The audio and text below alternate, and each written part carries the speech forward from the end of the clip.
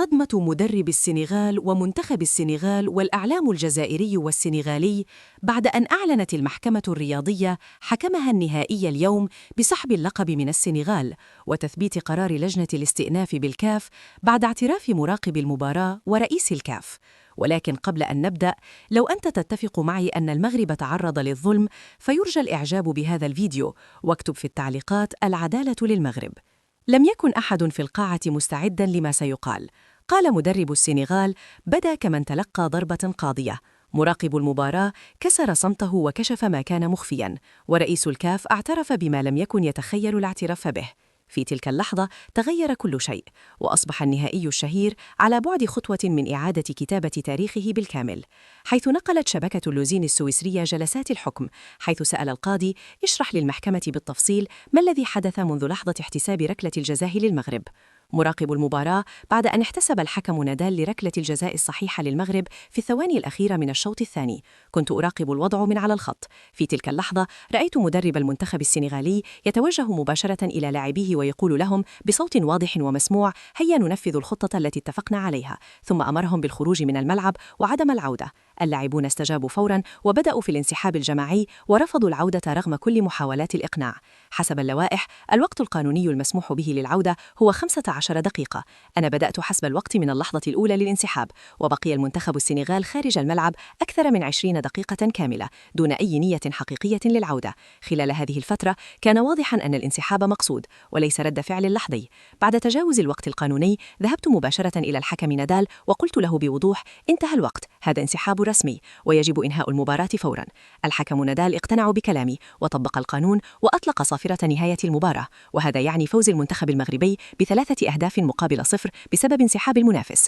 بعد ذلك مباشرة، وبينما كان الجميع منشغلاً بالفوضى التي حدثت داخل الملعب واقتحام بعض الجماهير السنغالية ووقوع اشتباكات مع عناصر الأمن وسقوط أحد أفراد الأمن المغربي مصاباً، جاء مسؤول بارز من الاتحاد الإفريقي لكرة القدم إذا طاقم التحكيم وقال لنا: لا يمكن أن تنتهي المباراة الآن، الجماهير غاضبة، وإذا انتهت بهذه الطريقة ستحدث كارثة ويجب أن تستمر المباراة بأي شكل.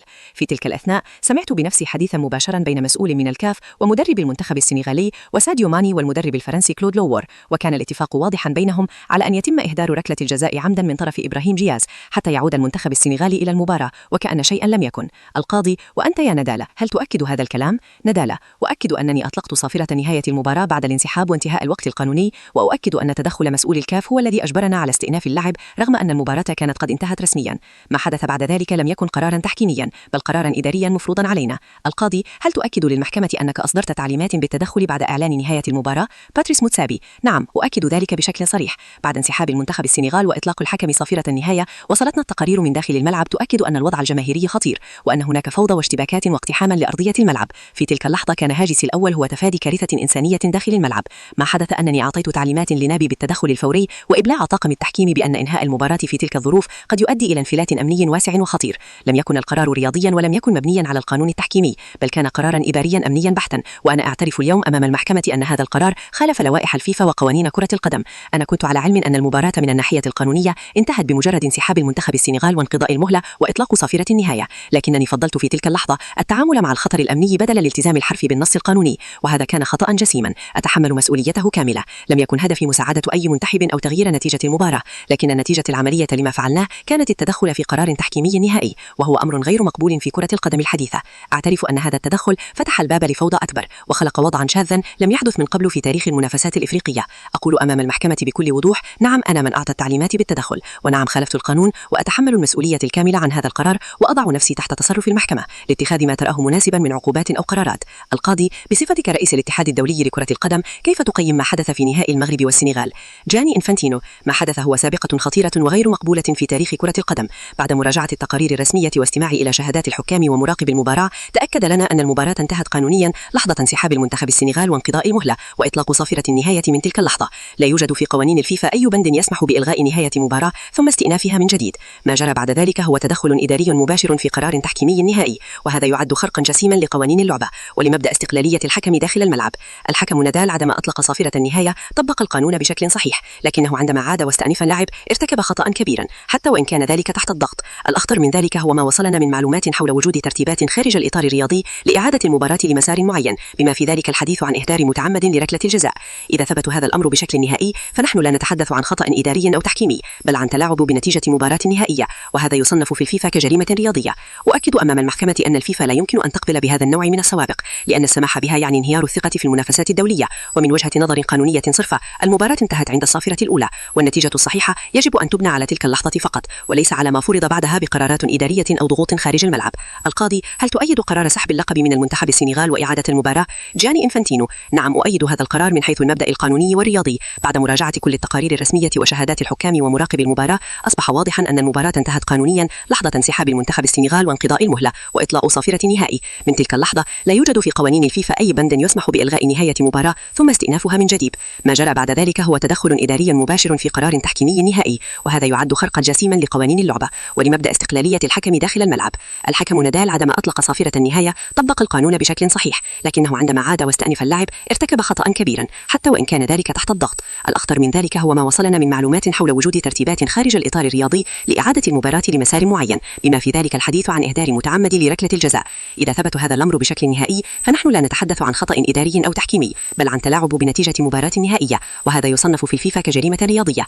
أؤكد أمام المحكمة أن الفيفا لا يمكن أن تقبل بهذا النوع من السوابق، لأن السماح بها يعني انهيار الثقة في المنافسات الدولية. ومن وجهة نظر قانونية صرفة، المباراة انتهت عند الصافرة الأولى، والنتيجة الصحيحة يجب أن تبنى على تلك اللحظة فقط، وليس على ما فرض بعدها بقرارات إدارية أو ضغوط خارج الملعب.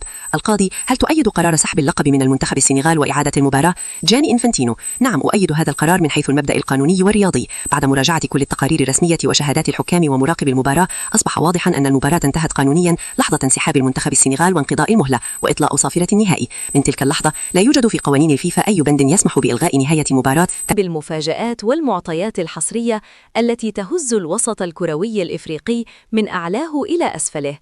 قبل أن نبدأ في تفجير مفاجآت حلقة اليوم التاريخية التي ستقلب إفريقيا رأساً على عقب، ادعمنا فوراً بالضغط على زر الإعجاب، واشترك في القناة وفعل جرس التنبيهات ليصلك كل جديد حصرياً.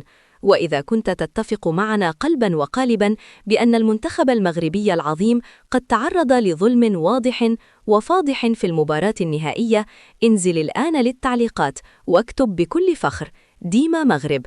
هل تخيلتم يوماً أن ينقلب السحر على الساحر؟ هل توقعتم أن تتدخل الكاف لتعيد الحق لأصحابه بعد طول انتظار وتفضح الكواليس المظلمة؟ اليوم نكشف لكم تفاصيل زلزال كروي حقيقي وقرار تاريخي برد الاعتبار للمغرب. سنكشف لكم تفاصيل الانهيار والصراخ الذي أصاب بعض المنابر الإعلامية في السنغال، مصر والجزائر التي حاولت تزييف الحقائق وتشويه الصورة. حضروا أنفسكم، لأن ما ستسمعونه في هذه الحلقة سيغير كل الحسابات. الكاف ينتصر والميديا تشتعل. أخيراً وبعد طول انتظار وترقب شاق، الكاف تنتصر للمغرب. نعم يا سادة، اليوم ظهرت بوادر قرار طال انتظاره بسحب اللقب من السنغال، اعتبار المغرب فائزاً بثلاثية ضد السنغال بقرار لجنة الاستئناف في الاتحاد الإفريقي التي شهدها نهائي كأس إفريقيا بين المغرب والسنغال. هذا الملف الذي فتح من جديد بضغط دولي وبمطالبة مغربية رسمية واضحة وصريحة، ويعود الحق لأصحابه، والبطل الإفريقي الحقيقي هو منتخب المغرب الشقيق. لكن المثير للدهشة والاستغراب حقاً هو رد فعل بعض وسائل الإعلام التي خرجت تصرخ وتعترض بشدة على مجرد قرار الفيفا بفتح الملف من جديد. يخرجون على الشاشات ليتساءلون باستنكار وعجب: كيف للكاف أن تعيد النظر بعد إعلان فوز السنغال؟ وهنا نتساءل نحن بدورنا: ما علاقة هؤلاء بالأمر؟ هل السنغال هي من فازت؟ أم كلما أصدرت الكاف أو الفيفا قراراً منصفاً نرى استماتة غريبة في الدفاع عن السنغال ومحاولات بائسة ومكشوفة للتقليل من أحقية المغرب باللقب، وكأن القضية تخصهم هم شخصياً. إنه مشهد لا يخفى على أحد لديه ذرة من الموضوعية والإنصاف. المغرب لم يهزم في الملعب، لقد قلناها مراراً وتكراراً وأكدنا عليها في كل مناسبة. المغرب ربما خسر اللقب رسمياً على الورق، لكنه لم يخسر أبداً داخل المستطيل الأخضر. باللعب النظيف والشريف لا يمكن لأي متابع منصف أن يقول أن أسود الأطلس خسروا المباراة فنياً. الحقيقة التي يحاولون إخفاءها وطمسها هي أن المنتخب المغربي تعرض لخطة مدبرة ومؤامرة رخيصة ومكتملة. الأركان أبطالها قيادات فاسدة في الاتحاد الإفريقي لكرة القدم الكاف ورئيس الاتحاد السنغالي. لقد تم سلب اللقب من المغرب على أرضه وبين جماهيره العريضة المتحمسة، ليس بقوة المنافس ولا بتفوق